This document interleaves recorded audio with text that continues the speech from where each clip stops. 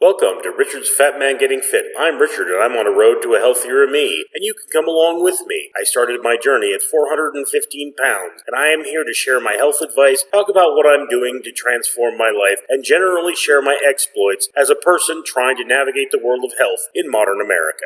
Greetings, ladies and gentlemen. Welcome to another episode of Richard's Fat Man Getting Fit. I am Richard. I am a fat man. I am slowly but surely making my way to a world of better health. Mind you, that is getting fit, not losing weight necessarily. And today I'm going to talk to you about talking to your doctor, which this is a channel where I give myself health advice. It may or may not apply to you. Best thing for you to do is look at yourself, look at me, and ask yourself if I'm the kind of person you should be listening to. I know I should be giving myself advice. Anyway, so all the things you see on this table are things that somehow got to me from a doctor. What happened to me, of course, I was injured, and I wound up spending 5 days in the hospital. Now, about 4 years ago, I actually made a video. I weighed 415 pounds. I made a video saying, talk to your doctor. I'm going to have to change that advice to talking to your doctor or get a yearly checkup, something of that nature. Because when I made that video, I did not know I was a diabetic. Most people find out they're a diabetic because they have some other related problem and they go in and get tested. So yeah, I'm going to need blood tests regularly. I have all kinds of medications. This, for example, is pain management. This is a medication for my diabetes. These are Lancets for my blood sugar monitor. This is my penicillin. Here's the Lancet, and here is the blood sugar monitor itself. All these things are things given to me by my doctor, and One of the things I struggle with this channel is exactly what do I make videos about. I need to do a lot of research. I can't just start talking. Oh, let's think about it. It's like, nah, it doesn't work that way. All right, so I have spent the last month researching diabetes. After, spending 5 days in the hospital, getting injured and being unable to properly cook for myself, and basically living off fast food. So my diet's been terrible. And I could tell you something else after spending 5 days in the hospital. Fast food tasted very salty for about a week.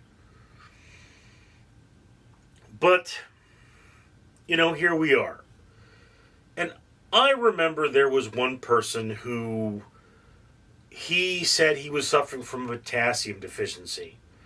And he started, having vision problems, not being able to lift 10 pounds, and yet he wouldn't take his doctor's advice because his doctor didn't give him very good advice. His doctor said, get more potassium. And he didn't know where to get potassium. So I went out there. I'd had the same problem. I told him the foods to buy, where to get them, and that was more than 20 years ago now? No, 15 years ago, I think. And I still talk to him to this day, and he still tells me that the advice I gave him changed his life. I knew another man, I've talked about this before, he got a girlfriend, and he decided he was going to be a better person for his girlfriend, so he started working out. He didn't have medical coverage, and he slipped a disc.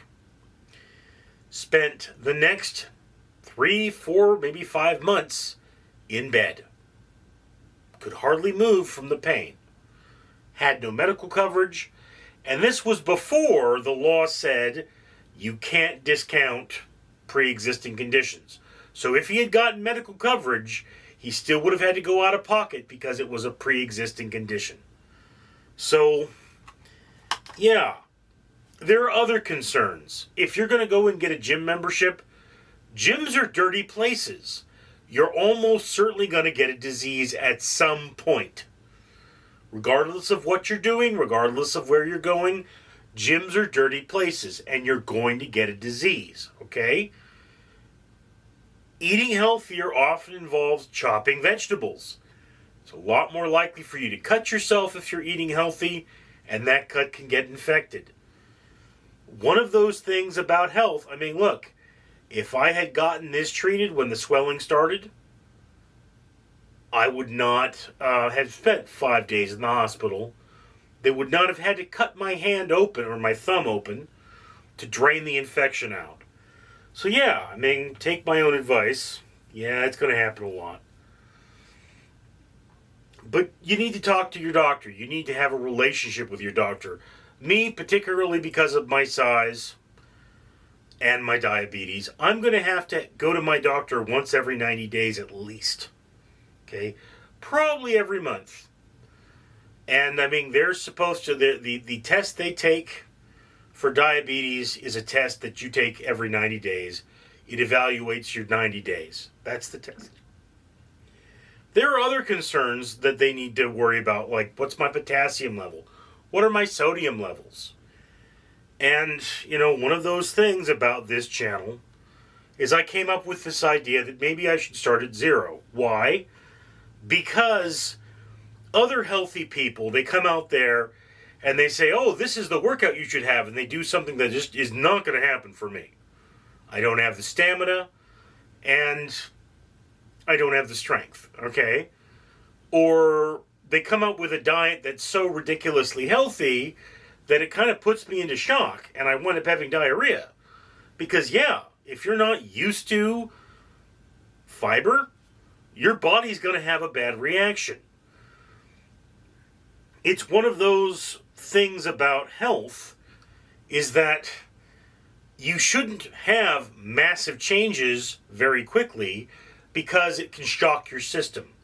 In fact, one of the medications I'm on is Prozac.